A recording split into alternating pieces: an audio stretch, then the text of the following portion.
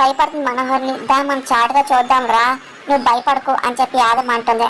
పెద్ద చెప్పారు, నువ్వు కూడా ఒక మంత్రగతివే కదా, నేనేం చూడ చాటుమాటి అని మనోహర్ అన్నా. అబ్బా రెండుసార్లు చాటుమాటి చూడలేదు, నేను రా మనోహరి అని చెప్పి యాదమ్మ మనం లాక్కొని తీసుకెళ్తుంది. అప్పుడు నేను ప్రచండ కట్టగా పిల్లల రూమ్ దగ్గర ఉంటాడు. అదంతా మనోహరి యాదమ్మ గమనిస్తూ ఉంటారు. ప్రచండ ఇంకా డోర్ ఓపెన్ చేయబోతూ ఉంటాడు, దానికి లాక్ వేసి ఉంటుంది. ఇంకా సరే అని చెప్పి తన మంత్ర దండంతో ఒక్కసారిగా శక్తిని ఉపయోగపడుతూ ఉంటారు. అంటే పిల్లలు లాక్ చేస్తున్నారు కదా అని మనోహర్ అనగానే, చూడు ప్రచండ ఏం చేస్తాడని చెప్పి యాదమ్మ అంటుంది. తన మంత్రశక్తితో ఇంకా డోర్ ఒకసారిగా ప్రచండ ఓపెన్ చేస్తూ ఉంటాడు. అదంతా మనోహర్ యాదమ్మ చూసి నవ్వుకుంటూ ఉంటారు. ఇంకా ప్రచండ చాలా కోపంగా భుజం ఉన్న రూమ్కి వెళ్తారు. అలా అక్కడ నలుగురు పిల్లలు నిలబడడం గమనిస్తూ ఉంటారు. ఇంకా ప్రచండ అలాగే భుజమ్మ చూసి నవ్వుతూ ఉంటాడు. ఇంకా మనోహర్ యాదమ్మ కూడా బయటను చూస్తూ ఉంటారు. చూసా మనోహర్ ప్రచండ శక్తి యాదమ్మ అనగానే, వెరీ గుడ్ చంప, పాంతదండంతో డోర్ ఓపెన్ చేశాడు. ఇలాంటి వాడు బ్యాంక్కి వెళ్తే లాకర్ ఓపెన్ చేసి లక్షల కోట్లు కొట్టేయచ్చుగా అని మనోహర్ అనగానే, మా లాంటి మంత్రగాలకు డబ్బులపై నగలపై ఆశ ఉంటుంది మనోహరి.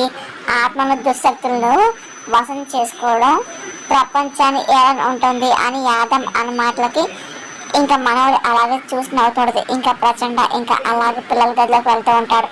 ఇంకా నలుగురు పిల్లలు నిలబడడం గమనిస్తూ ఉంటాడు. ఇంకా అలాగే భుజం చూస్తూ ఉంటాడు. ప్రచండ ఏం చేయాలని చెప్పి మనోహరి యాదమ్మ చాలా ఆరాటంగా అదే పని గమనిస్తూ ఉంటారు. కొంచెం దూరంలో ఉంటారు. ఇంకా భుజం అదే పనిగా ప్రచండ చూస్తూ ఉంటాడు. అదేంటి చంప, పిల్లని చంపేయకుండా అలా ఆలోచిస్తున్నారు ఏంటి అని మనోహరంగా, ఏమో నాకేం తెలుసు, ఏం చేస్తాడు చూడు అని చెప్పి యాదమ్మ అంటుంది.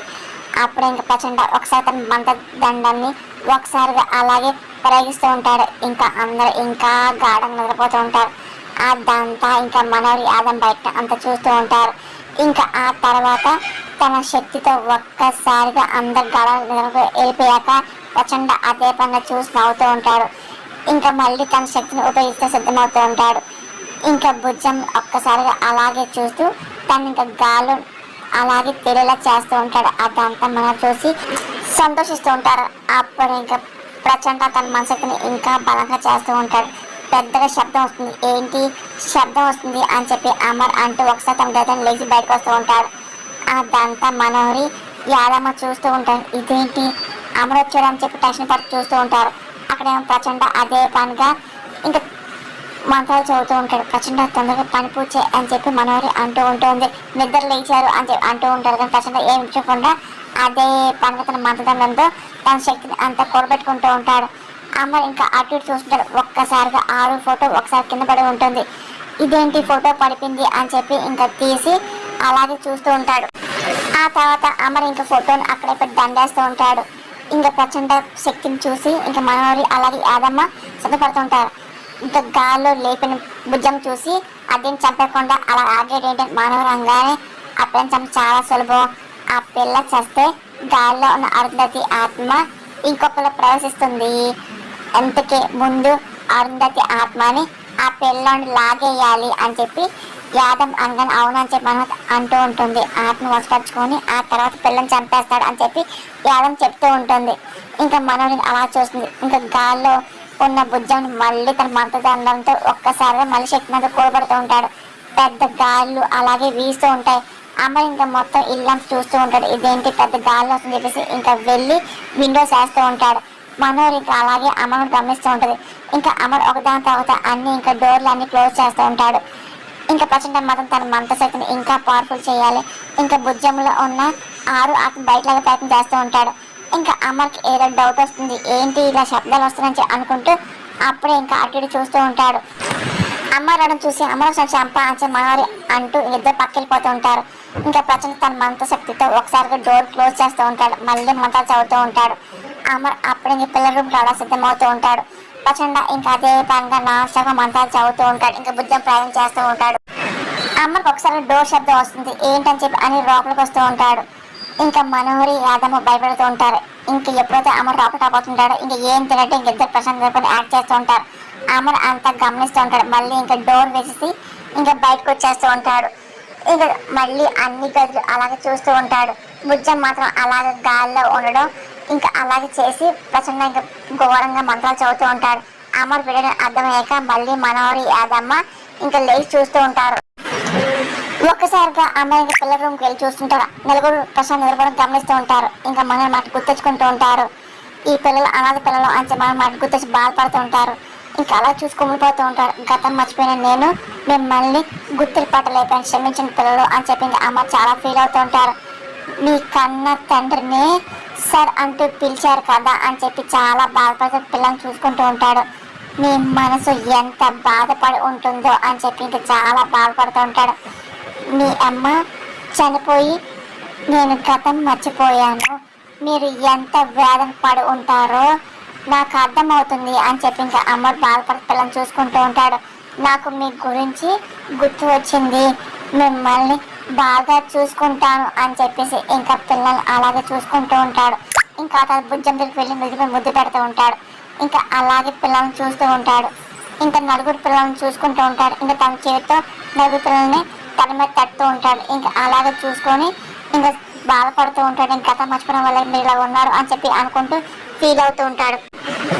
అసలు బుజ్జమ్మ, అసలు నువ్వెవరు, అసలు నీకు నాకేం సంబంధం, అలాగే ఆ మిస్ మేము ఏమి చెప్పట్లేదన్నా సరే అసలు నీకు మాకు అసలు ఏంటి సంబంధం, అసలు నాకు అర్థం కావట్లేదు, ఎంత నిజం తను కూడా చెప్పట్లేదు, దాన్ని నేను తెలుసుకుంటా అని చెప్పేసి ఇంకా అమ్మ అనుకుంటూ చాలా బాధపడుతుంటాడు.